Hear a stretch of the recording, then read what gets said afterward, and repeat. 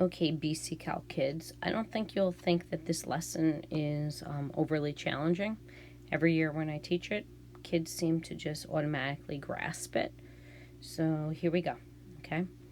So initial value problems. So you know how we have the plus C?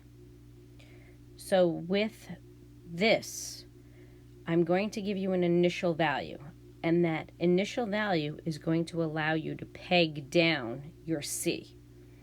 All right, what am I talking about? So let's say that you have some derivative, right, is x squared. And as we know, there could have been an infinite number of functions that led to that derivative. But then I give you this initial value. This is called the initial value.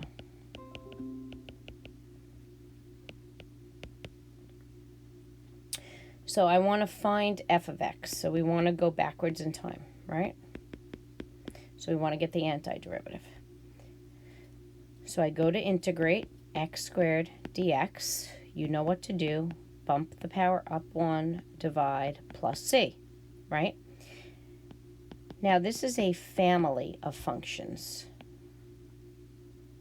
This is not just a function. This stands for an infinite number of functions because I don't know what the constant is. But now comes along the initial value. So the initial value, I have f of x is 16. X is 3. This will force the hand for the value of c. So we get 16 equals 9 plus c.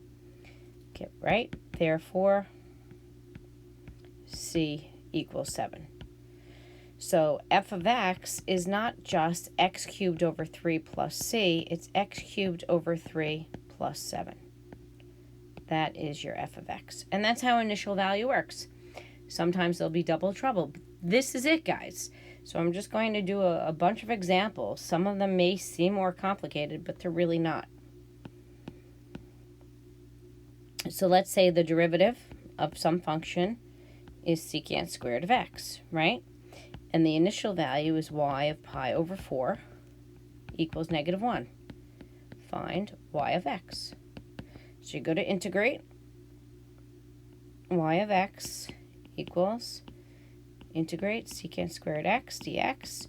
Well, you already know that tangent x has secant squared x as its derivative. And now I'm going to put in my initial value. So I'm going to replace y of x with -1.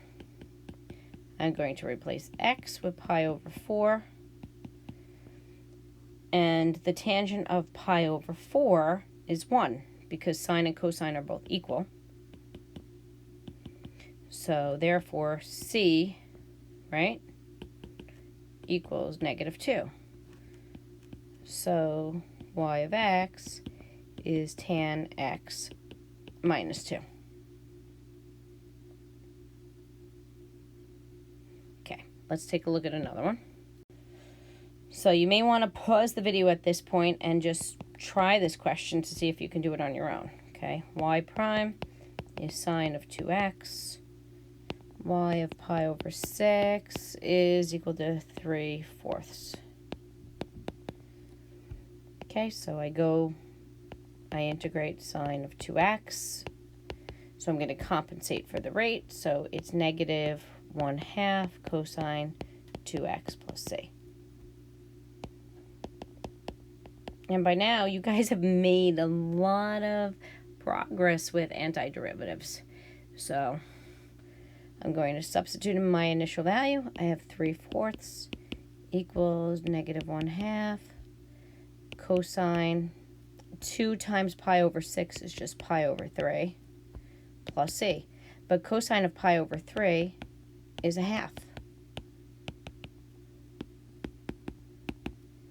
So I get 3/4 is -1/4 plus c, so therefore c is 1. So y of x is -1/2 cos 2x plus 1. That's the specific function. And this is how initial value problems work. So now I'm going to do a double trouble problem. Double trouble means that I'm going to give you information about the second derivative, and I'm going to ask you for the original function that led to that second derivative. So I need to give you an initial value for the derivative now, and then I need to give you an initial value for the function y of x itself. So I go to integrate 3 minus 4x. I get 3x minus 2x squared plus c.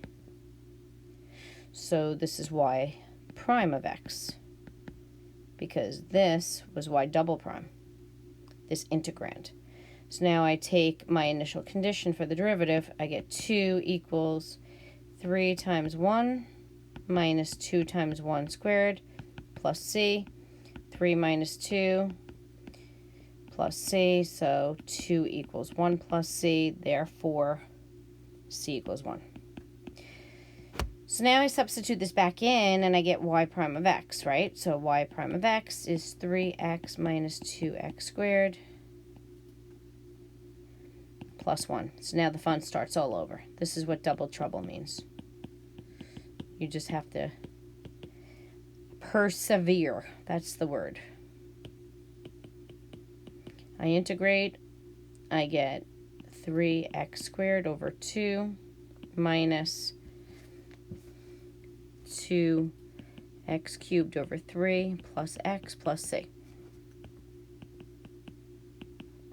So now I substitute in this initial condition that I just circled. 4 equals 0 minus 0 plus c. So c equals 4. Okay, therefore y of x is 3 halves x squared minus 2/3 x cubed plus x plus 4. That's how it goes. So I hope you found this helpful. Another short, sweet lesson. Thank you.